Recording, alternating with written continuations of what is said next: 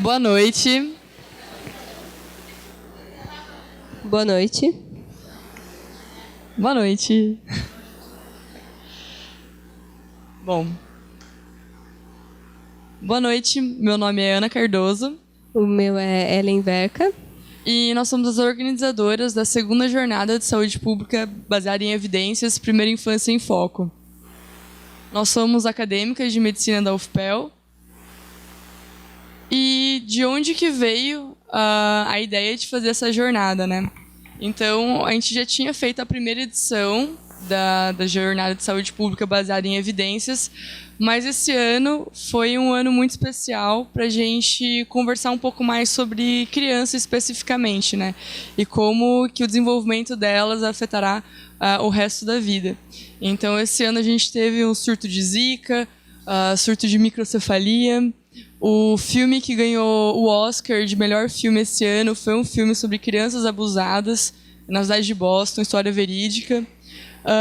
No Senado brasileiro foi aprovado o Marco Legal da Primeira Infância, que é uma série de medidas que promovem, né, a proteção da criança. E também foi lançado o documentário brasileiro O Começo da Vida. Então, diante desse cenário fértil, né, e também porque a gente acha crianças fofinhas, mas com toda a ciência por trás disso, o jornal acadêmico Sinapse, que é uma iniciativa que surgiu em 2011, juntamente com o Centro de Pesquisas Epidemiológicas, fez essa parceria novamente para fazer essa jornada para vocês. Então, a gente realmente acredita que a gente tem que discutir mais sobre criança, né? Criança não é um adulto pequeno, criança tem todo um universo, e se a gente estimular bem essas crianças, né, nos 1000 primeiros dias, desde a gestação, a gente com certeza terá cidadãos melhores na nossa sociedade.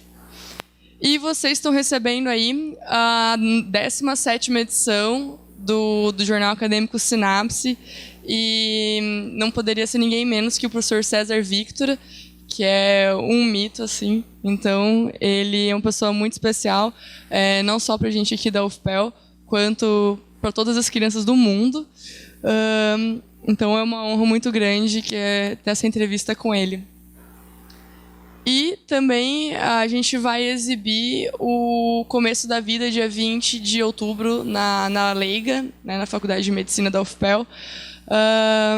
Então, vai ter uma discussão aberta, então aproveitem que esse é o mês da criança, né? Então, fizemos essa jornada, temos o Sinapse e vamos ter a discussão do filme também. E vocês receberam também esse documento do Núcleo de Ciência pela Infância, que é uma iniciativa muito interessante que envolve uma série de organizações que visam a proteção da criança.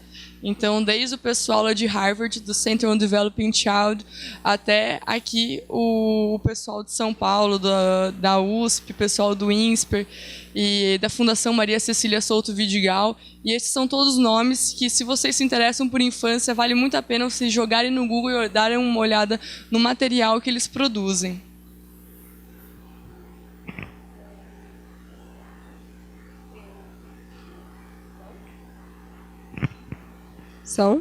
Eu gostaria de agradecer a vocês que estão aqui, são nossos colaboradores, aos palestrantes e também aos patrocinadores e os que apoiaram.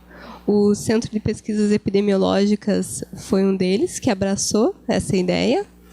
Também a gente não pode deixar de agradecer a Vanguarda, que nos ajudou a fazer as inscrições, a SP Produções, que está realizando a filmagem e a fotografia aqui hoje conosco. Também Unimed nos ajudou a realizar esse evento. O plano é cuidar de você. Wizard, você bilíngue. E Alumos, Escola de Intercâmbios, que estará sorteando... Olá? Estará sorteando um desconto no último dia em um intercâmbio, num plano de intercâmbio que eles têm. Eles têm um stand que ficará ali no corredor para quem tem interesse e para quem quer participar do sorteio. Além disso, o Laboratório Antonello, o Laboratório Ruger Pérez, Centro de Anatomia Patológica, e as nossas maçãs e bananas do Coffee Break, que vocês verão depois, foram fornecidas pelo Rudy Bonoff.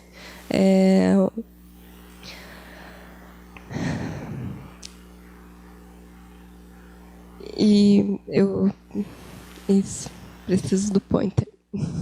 A Promédico também nos ajudou, a Express, Brindes e Gráfica. E o nosso projeto faz parte da IFMSA Brasil.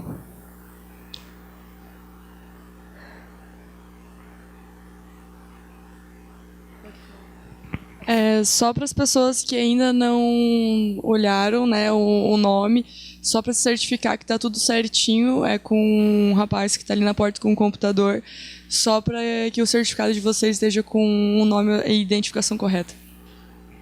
Até por isso que a gente demorou um pouco na entrada para certificar isso, tá? Eu gostaria que vocês curtissem a página do Jornal Acadêmico Sinapse, para os que não fizeram, para os que já fizeram, muito obrigado. E essa foi a nossa equipe de organização. A gente tem muito orgulho desse evento hoje aqui. E se vocês tiverem alguma dúvida, qualquer coisa, é só entrar em contato pelo e-mail do jornal. Nós declaramos que as atividades da jornada se iniciem. Jogos vão começar. Então, para a primeira palestra, a gente gostaria de chamar aqui, alô, a doutora Iná, que é uma médica muito especial para a gente. Ela já esteve no Sinapse também, e ela tem toda uma história com o Centro de Pesquisas Epidemiológicas. Ela é a atual coordenadora. E, enfim, ela vai contar um pouquinho mais sobre a história dela e a história do Centro de Pesquisas. Ela é uma pessoa fenomenal e com certeza vocês vão gostar bastante. Professora Iná.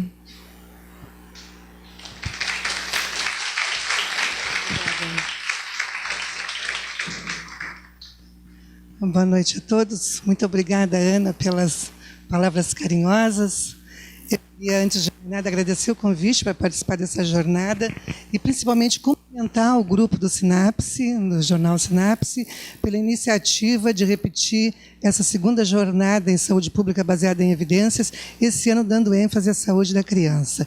Então, parabéns a vocês, porque os assuntos escolhidos para essa jornada são assuntos palpitantes de interesse para a saúde pública, não apenas brasileira, mas de vários outros países no mundo. Então, parabéns a vocês por isso. Eu achei oportuno, para essa nossa primeira fala, que nós conceituássemos saúde pública baseada em evidências, uma vez que essa expressão tem dado título a essas duas jornadas, né, em anos consecutivos.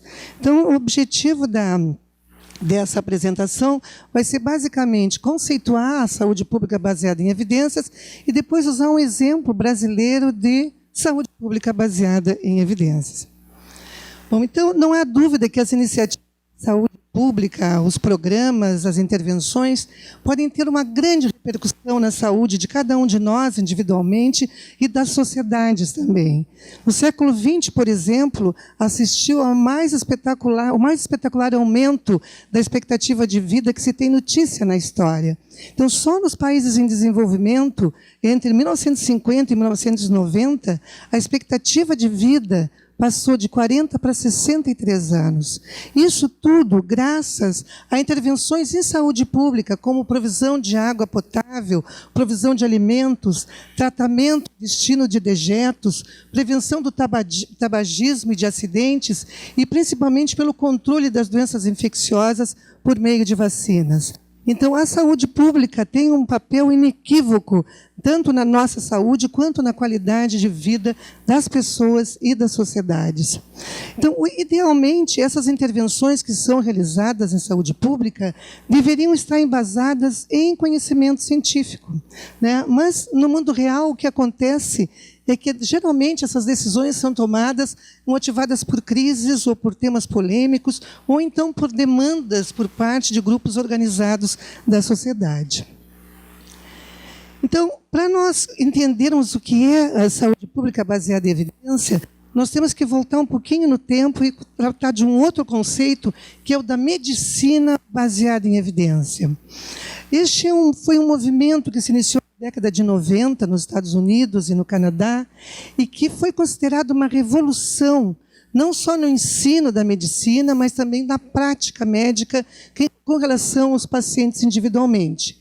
Entre outros autores que conceituaram a medicina baseada em evidência, nós temos o Sackett, que é um dos expoentes nessa área, e que ele chama de medicina baseada em evidência, dar ao paciente individual o melhor cuidado de saúde, empregando a melhor evidência disponível em termos da patofisiologia e do tratamento da doença e ainda respeitando as preferências do paciente. Trocando isso em palavras do dia a dia, significa que o processo diagnóstico, do ponto de vista da medicina baseada em evidências, deve estar justamente amparado por testes diagnósticos que tenham sido previamente validados em pesquisas organizadas para este fim, e que nenhum tratamento, nenhuma droga nova, nenhum procedimento hoje é aceitável de ser incorporado ao arsenal médico que não tenha sido testado formalmente, de preferência por meio de ensaios clínicos randomizados. Esse é o fundamento da medicina baseada em evidência. E este movimento foi tão bem recebido por diferentes países que ele acabou inspirando outras áreas do conhecimento, inclusive a área de saúde pública. Bem, em 2009, este autor, Ross Bronson, definiu a saúde pública baseada em evidência como o desenvolvimento, implementação e avaliação de programas e políticas efetivas em saúde pública. E essa palavra não está ali por um simples lapso. São medidas que são incorporadas à prática de saúde pública, desde que tenham tido, tanto como aquelas medidas da medicina clínica, medidas que também tenham sido comprovadamente eficazes ou efetivas no combate dos problemas a que se propõe a resolver. Mas permanece ainda hoje um desafio, que é o desafio de traduzir todo o conhecimento científico já acumulado em medidas de saúde pública. E, uma vez conseguido traduzir esse conhecimento em termos da distribuição da doença, os fatores de risco, como a gente enfrenta o problema, também de avaliar se essas medidas tomadas em âmbito populacional, se elas conseguiram alcançar o objetivo almejado. Então, este mesmo autor que conceituou a saúde pública baseada em evidência, diz que se a gente quiser fazer uma saúde pública baseada em evidências, precisamos percorrer 6 passos. O primeiro passo é definir um problema de saúde pública. Por exemplo, o aumento da prevalência do sobrepeso e obesidade na infância é um problema de saúde pública. A alta prevalência de nascimentos pretermos, a alta ocorrência de cesarianas, são todos problemas de saúde pública importantes. Então, este é o problema. O segundo passo é dimensionar o problema. Quem são as pessoas acometidas? Quais são os fatores de risco? Quais são as consequências daquele problema? E, finalmente, no terceiro passo, revisar a literatura para saber o que já foi testado, o que se sabe a respeito do que pode ser feito, seja para prevenir, seja para contornar aquele problema. Obtidas essas informações, o quarto passo, então, é desenvolver a tal intervenção, que pode ser um programa, né, um pacote estruturado de ações. Depois disso, desenvolver um plano de ação, um plano de implementação, qual seja a logística, como é que vamos fazer com que este programa, com que essa intervenção atinja a população-alvo do programa, e, finalmente, a avaliação desse programa. Então, uma saúde pública baseada em evidências deve percorrer todos esses passos, incluindo a avaliação, que, por sua vez, serve para retroalimentar e nos dizer, olha, o programa está indo bem, ou o programa precisa de ajustes, ou então o programa é um sucesso, vamos publicar para que outros possam, eventualmente, se beneficiar dessa informação, ou até descontinuar o programa por total incapacidade de atender o objetivo a que ele se propõe. Bem, vamos então ao mundo real. Um exemplo de saúde pública baseada em evidências, apoiado aqui no caso da fortificação das farinhas para a prevenção da anemia ferropriva no Brasil, que foi promulgado pelo Ministério da Saúde no ano de 2002. Então, lembrando o marco teórico lá que nós vimos, passos 1 e 2, identifica e dimensiona o problema. Na época, em 2002, vários estudos realizados em diferentes locais no Brasil, em diferentes estados, mostravam que entre as crianças em idade pré-escolar, as prevalências de anemia eram da ordem de 40% ou mais. Do ponto de vista da classificação da Organização Mundial da Saúde, significa que a prevalência é muito alta entre as crianças, excessivamente. Esse é exatamente o ponto de corte para essa classificação, 40% ou mais.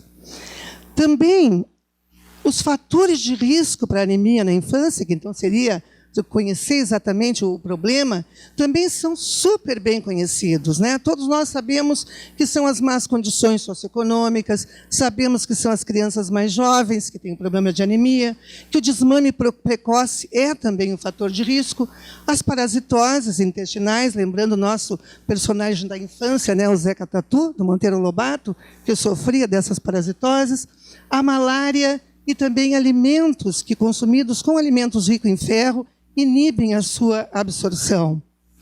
As consequências também da anemia são, por demais, bem conhecidas. Aumenta a mortalidade perinatal, quando a criança nasce de uma mãe que, durante a gestação, teve deficiência de ferro. A criança anêmica tem risco aumentado de ter um déficit de crescimento e também um déficit no desenvolvimento neuropsicomotor. E são crianças também mais suscetíveis à infecção e, por consequência, para morrer, mais suscetíveis a morrer por essas causas. Então, o significado do problema para a saúde pública era muito importante. E o ônus social também muito alto, não apenas em termos de saúde, mas também em termos de capital humano. Traduzindo isso do ponto de vista da gestão em saúde pública, é sinônimo de se dizer assim, alguma coisa precisa ser feita.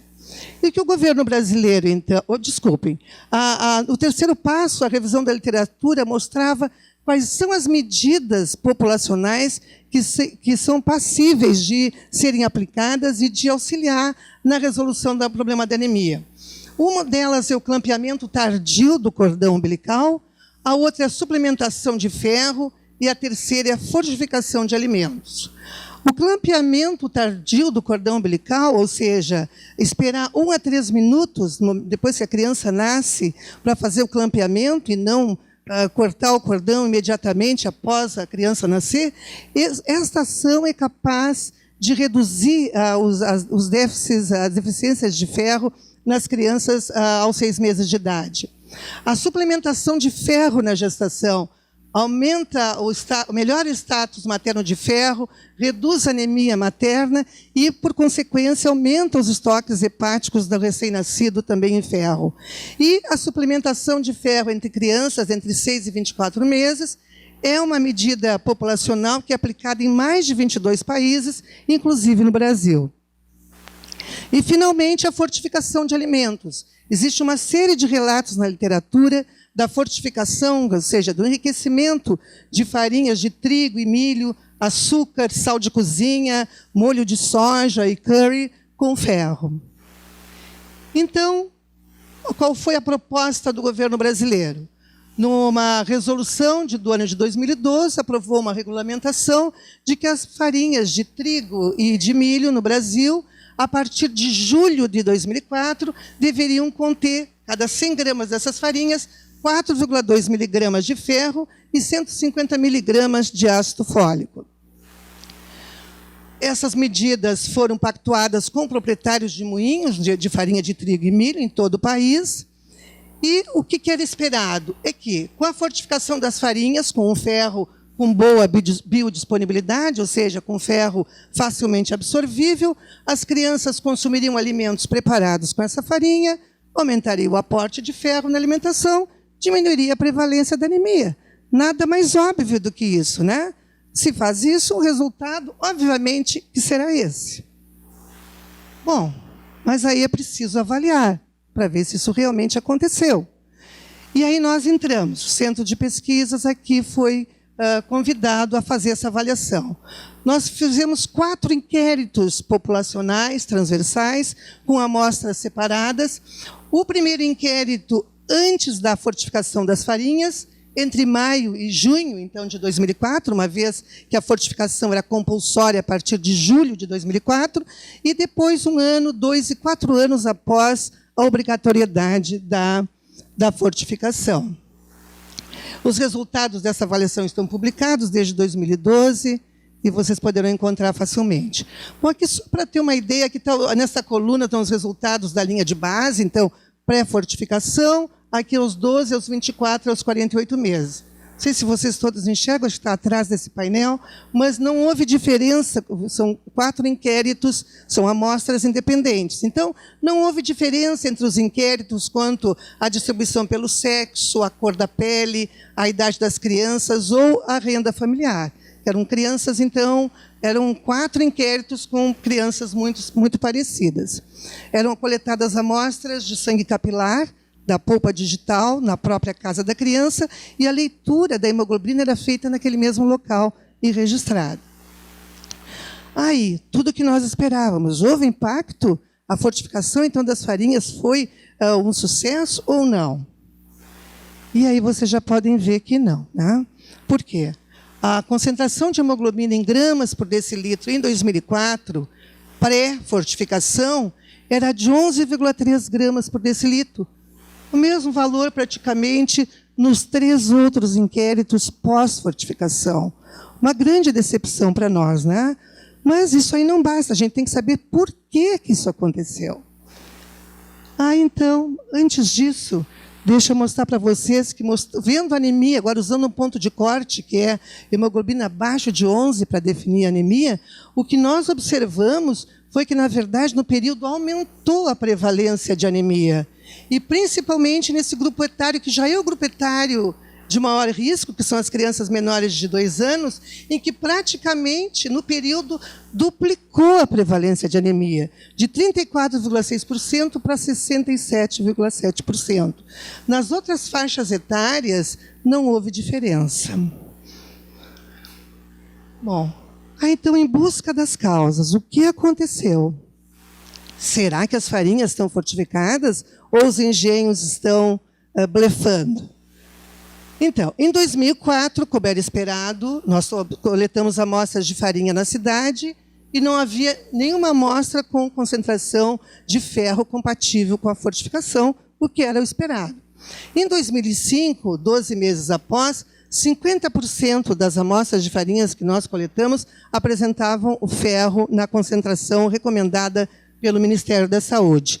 Em 2009, por ocasião, já um ano depois do último acompanhamento, dos 130 moinhos de trigo no país, nós conseguimos informações de 118 e mais da metade deles dizia, olha, que estavam fortificando as farinhas, usando para isso ferro reduzido.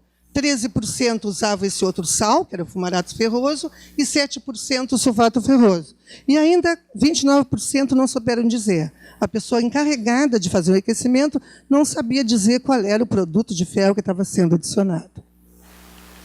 Bem, mas em resumo, aparentemente, a fortificação estava acontecendo.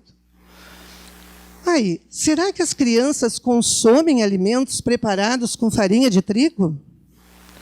Aí, no último acompanhamento, nós fizemos um recordatório de 24 horas, onde a gente registra todos os alimentos que a criança consome, né, nas últimas 24 horas, e o que nós observamos que, para as crianças maiores, traduzindo o que elas comiam em termos de pão, bolacha, massa, biscoito, isso equivalia a consumir mais ou menos 138 gramas por dia de farinha, o que equivalia a 6 miligramas do ferro. Mas para as crianças pequenas, que é justamente o grupo de maior risco, o equivalente eram 44 gramas por dia de farinha, fornecendo, então, apenas 2 miligramas de ferro, que está muito abaixo das concentrações ou das necessidades diárias para essa faixa etária.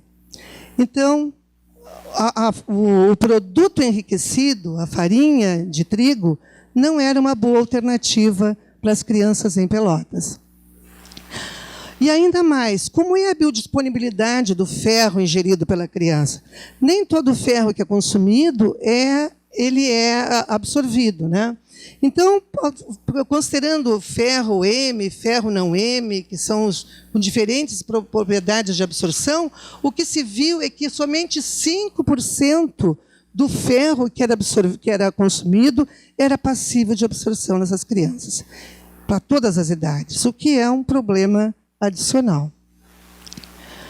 E ainda uma última pergunta: será que a anemia por deficiência de ferro não será por uma outra causa? E nós tomamos amostras agora de sangue venoso, não só de sangue capilar, de crianças maiores de 2 anos, e identificamos que, como esperado, 50% das anemias são por deficiência de ferro. As outras são decorrentes de deficiências de outros micronutrientes ou por hemoglobinopatias. Mas essa percentagem aqui é a percentagem esperada. Bom, então, aquele modelo que parecia óbvio, né?